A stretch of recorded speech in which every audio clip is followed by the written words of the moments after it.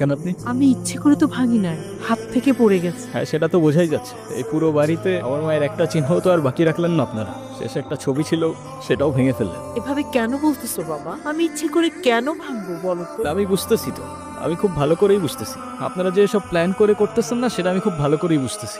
Plan করে করতেছি মানে? এটা আবার কোন ধরনের ল্যাঙ্গুয়েজ? প্লিজ ইভান, রাগ করো না বাবা। হইছে, মাফ করেন। আপনারা তরদ দেখাইতে হবে না। ইভান, তুমি তোমার মায়ের সঙ্গে এভাবে কথা বলছো কেন? মা? কে মা? আপনি আমার মা। ওনাকে বলে দিয়েন যারে তারে এনে আমার মায়ের জায়গায় বসাই দিলেই সে আমার মা হয়ে যাবে।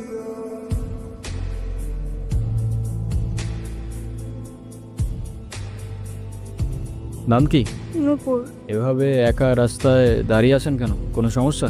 আচ্ছা, আপনি কোন দিকে যাচ্ছেন? জানি না। কেন? না, আপনি কোথায় যাচ্ছেন? রূপগঞ্জে। আপনি চাইলে আমি আপনাকে ড্রপ করে দিতে পারি। আচ্ছা, আপনি কি পালায় আসছেন নাকি? আপনার যদি এরকম মনে হয়, আপনি আমাকে নামিয়ে দিতে পারেন। আরে ধুর, কি যে বলেন না। ফাঁকা রাস্তা, একা একটা মেয়ে মানুষ, তার উপরে আবার বিয়ের সাজে। আপনাকে ধন্যবাদ বলে ছোট করব না। আপনি সত্যি আমার অনেক বড় উপকার করলেন। আচ্ছা, আপনি এখান থেকে তাহলে কোথায় যাবেন? আমার একটা ফ্রেন্ড আসবে, আপনি তাহলে যান। হ্যাঁ, ঠিক আছে, আল্লাহ হাফেজ। আপনি আবার এদিকে একা একা চলে আসছেন কেন? আপনার ফ্রেন্ড আছে নাই? আপনিও কি ফলো করতেছেন আমাকে? হ্যাঁ, আমিও ফলো করতেছি আপনাকে। নেন। সরি, আসলে আমার একদমই খেয়াল ছিল না। আপনার গাড়িতে ফেলে আসছিলাম না? Yes ma'am. আর আমাকে ডাউট করার জন্য শুক্রিয়া। হ্যালো, হ্যালো, আমি নূপুর। তোমার নাম্বার? বাসায় ফেলে আসছি। আমি তো রূপগঞ্জে। তুমি কোথায়? চলে আসছো? কিন্তু আমি তো রূপগঞ্জ নাই এখন। সকালে আম্মু আব্বুর সাথে কদমতলি আসছি। তোমাকে না কালকে বললাম আমি রূপগঞ্জে আসতেছি, তো আমি এখন একা কি করব এখানে? আরে আমি তো আছি, টেনশন করো না। তুমি এক কাজ করো, শ্যামপুর স্টেশনে আসো, ওইখান থেকে আমরা একসাথে বানাই দেবো। আচ্ছা ঠিক আছে, আপনি কি আমাকে একটু শ্যামপুর স্টেশনে পৌঁছে দিতে পারবেন? ওকে, চলেন। আপনার কল আসতেছে, কলটা ধরেন। কি হলো, থামলেন কেন? আমার ক্ষুধা লাগছে, খাইতে যাব। আপনি খাবেন? না। ঠিক আছে, খাইলে আসেন, না খাইলে নাই। আচ্ছা, আপনি কি মানুষ বলুন তো? একটা মেয়ে না করলো আর সাথে সাথে তাকে রেখে চলে আসলেন? আপনি জানেন না মেয়েরা একটু লাজুক প্রকৃতির হয়? আপনি তো আরো 2-3 বার জিজ্ঞেস করতে পারতেন, তাই না? আপনার ভাগ্যটাও ভালো, আমি আপনাকে 2 বার জিজ্ঞাসা করছি। তা না হলে একবারের বেশি 2 বার আমি কাউকে বলি না। ঠিক আছে, তাহলে আই গেস আমাদের জার্নি এখানেই শেষ। আপনাকে রাস্তায় অনেক সময় অনেক কথা বলে ফেলছি, কিছু মনে করেন না। আরে ধুর, কি বলতেছেন? আমিই তো উল্টা আপনার ঝামেলা বাড়ালাম। আরে প্যারা নেই। আচ্ছা, আপনার বয়ফ্রেন্ড কই? আসছে হয়তো। আচ্ছা, আপনার ফোনটা একটু দেন তো। শিওর। কি হয়েছে, তুমি কল ধরতেছো না কেন? আমি স্টেশনে এসে দাঁড়ায় আছি। আসলে একটা প্রবলেম হয়ে গেছে, বুঝছো? প্রবলেম মানে কি হয়েছে? আসলে দেখো, পাশে সব জানাইছি। আম্মু বলতেছে যে এই মেয়ের বাপ মায়ের পরিচয় দেয় নাই। সেই মেয়ের আমি করে তুলতে পারবো না। তুমি রাগ করো না, আমরা আসলে কিছু করার না। আমি অন্য বেলে কথার বাইরে চাই দেবা। এই শহরের মানুষগুলোর জন্য কান্না করে লাভ নাই। মুখটা ধুয়ে ফেলেন, আর পারলে সাথে নিজের কষ্টগুলোও মুছে ফেলেন। আচ্ছা, আমার সাথে বারবার কেন এমন করে বলতে পারেন? আচ্ছা, কি হয়েছে বলেন তো? সে যেহেতু আসে নাই, আপনি বাসায় ফিরে যান। না, আমি আর ওই বাসায় ফিরতে পারবো না, আর কখনো ফিরতে চাইও না। ফিরতে চান না মানে? ঠিক বুঝতে পারলাম না। মা বাবা হারানোর পর আমি আমার মামা বাড়িতেই বড় হই।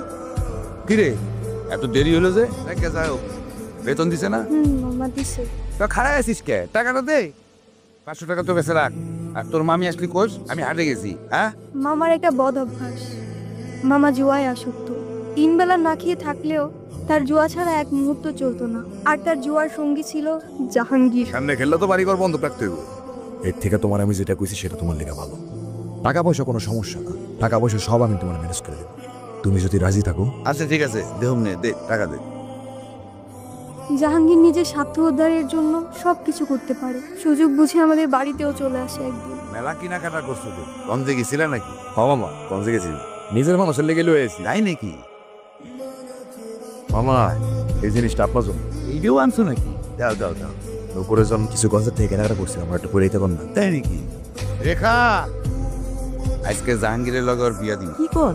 মাইয়াডার তো কিছুই কর নাই। কেন? ওরে করা রাখবো কেন? বেশি কথা বাড়ানো তো ওরে রেডি করে নিয়ে আসো। দাও। মানতে কষ্ট হলেও সেদিন বুঝতে পারছিলাম আমার মামার কাছে আমার দামটা জুয়ার আসরের থেকে খুব বেশি কিছু না। এই কান্তাছস কেন?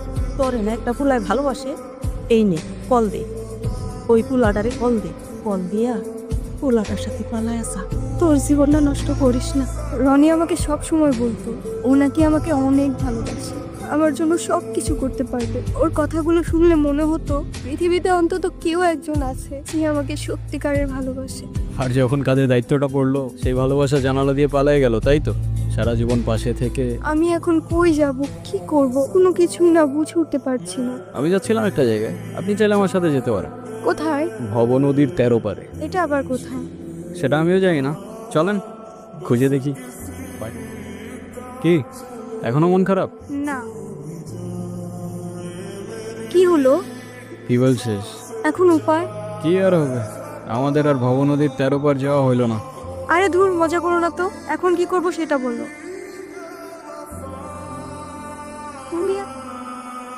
মোস্তফা কি? আমার বাবা। এতক্ষণ ধরে তোমাকে কল দিচ্ছে, টেনশন করছে অবশ্যই। এমনি এমনি তো আর না, কলটা ধরো। ছোটবেলা থেকেই বাবাকে দেখতাম প্রচণ্ড ব্যস্ত, এই কাজ ওই কাজ করতে করতে আমাদের জন্য তার কাছে এতটুকু সময় থাকতো না। মা আর আমি অনেক দিন বায়না করার পর অবশেষে একদিন বাবা আমাদের ঘুরতে নিয়ে যায়। বাবা বাবা কি হয়েছে বাবা? আইসক্রিম কিনে দিবা? বাবা দিচ্ছি। আচ্ছা তুমি গিয়ে এখন রোহানের ফাইলটা চেক করো তো। বাবা বাবা আইসক্রিম কিনে দাও না। আরে কি সমস্যা কি? তুমি দাঁড়ায় আছো কেন? ছেলেটা আইসক্রিম চাচ্ছে, কিনে দিতে পারো না? দেখছো আমি একটা ঝামেলায় আছি। আইসক্রিম খেতেই হবে?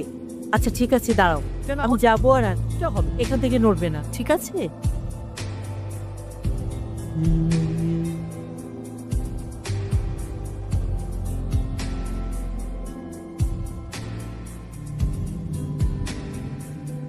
আজও যখন দিনটার কথা ভাবি মনে হয় বাবার দেওয়া সেই সময়টা হয়তো বাবা কষ্ট করে না দিলেও পারে। সেদিন আমিও মায়ের সাথে রাস্তার ওপাশে গেলে হয়তো মা আর আমি আজও একসাথেই থাকতাম। মা যাওয়ার পর থেকে বাবা আর আমার দূরত্বটাও বাড়তে থাকে, আর শুরুটা হয় বাবার সেকেন্ড বিয়েটা দিয়ে, যেটা আমি কোনোদিনই অ্যাকসেপ্ট করতে পারি। আচ্ছা, তোমার ফোনটা একটু দিবা? মামিকে ফোন করে জানাই আমি ঠিকঠাক আছি। হ্যাঁ। নুপুর, হ্যাঁ চলো, সকাল হয়ে গেছে, যেতে হবে। বপুর, আমি তোমারে বারবার বললাম যে আমি শেয়ারটা পুরো, তো তুমি আমার লেগে এতটুকু অপেক্ষা করতে বললা না? সময় থাকতে থাকতে তোর ভাড়াটে নাট বল্টু নিয়ে কাইটা পর জাহাঙ্গীর, সময় চলে গেলে শেরওয়ানির সাথে সাথে তোর ইজ্জতটাও খুলে যেতে পারে। বপুর তুমি আসো আমার সাথে। আচ্ছা ছাড় জাহাঙ্গীর। তুই জাহাঙ্গীরের লগে লাগতেইস না। এই জাহাঙ্গীর কেরা তুই আমার চিনছিস?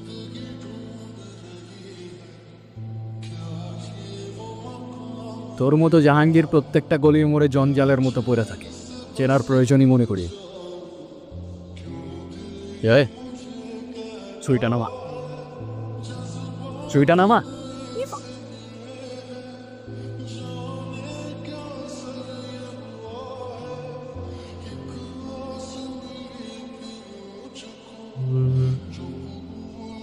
বাবা কোথায়? তোর এই অবস্থা কি করেছে আমাকে বল। নুপুর কোথায়? তুমি নূপুরকে কিভাবে চেনো?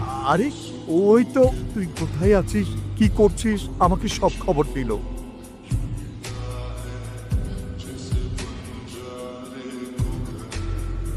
এখন বল, তোর গায়ে কে হাত দিছে?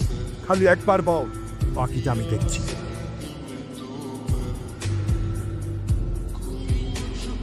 বলেন মা কবুল। আরে বলো না কবুল, আমাদের সে কখন বলে ফেলাইছি, বলে ফেলা। ক মা ক। আমি কবুল বলবো না, আমি ওনাকে বিয়ে করব না। বিয়ে করবি না মানে? করবে না মানে করবে না। যাওয়ারই নেই সুস। ওরে আজকে আমি এই সাবধানে, তোর জবানের চেয়েও ট্রিগার ফার্স্ট চলে। একবার চেপে দিলে তোর কথা আর আমার কান পর্যন্ত পৌঁছাবে না ভাই। বাবা, এই জাহাঙ্গীর আমার সহজ সরল ভাগ্নিটারে ভয় ভীতি দেয়, আজকে বিয়ে করতে আইছে। তোমরা আইছো, খুব ভালো হয়েছে। আমারে বাঁচাও বাবা, আমারে বাঁচাও। বাসাই, তুই আমার লোকে পটি দিতেছোস? তোর ভাগ্নির সাথে বিয়ে দেওয়ার কথা বলে তুই আমার কাছ থেকে 1.5 লাখ টাকা নিছোস। এর আগে কত টাকা নিছোস কি মনে আছে? এখন তোর ভাগ্নির লোক আমার বিয়া দিবি আর নাহলে টাকা দিবি, কি করবি ক? জি মামা, তোমার কি এতটুকু লজ্জা করে না? ছোটবেলা থেকে তোমাদেরকে আমি আমার বাবা মার জায়গায় দেখতাম, আর সেই তুমি একটা মানুষ এতটা স্বার্থপর হয় কিবা? আপনার নিজের মেয়ে হলে এটা করতে পারতেন? যেই মানুষটা আপনাদের জন্য এত কষ্ট করত, তার পরিশ্রমের সব টাকা আপনার হাতে তুলে দিত, সেই মানুষটাকে আপনারা টাকার জন্য বিক্রি করে দিচ্ছিলেন। পারেনও আপনারা। বাবা আমার ভুল হয়ে গেছে, বড় ভুল হয়ে গেছে, আমার মাফ করে দাও বাবা। আমার কাছে না, যার উপর জুলুম করছেন তার কাছে মাফ চান। আমারে মাফ করে দে মা, আমি বড় ভুল করে বলেছি, আমারে মাফ করে দে মা। তাহলে আমার টাকা কি হবো? এই, টাকা মানে কি? তোর কত বড় সাহস, তুই আমার ছেলে গায়ে হাত তুলছস? তুই যে এখনো চিন্তা হয়ে আমার সামনে দাঁড়ায় আছিস না, এটাই তোর সাত কপালে ভাগ্য।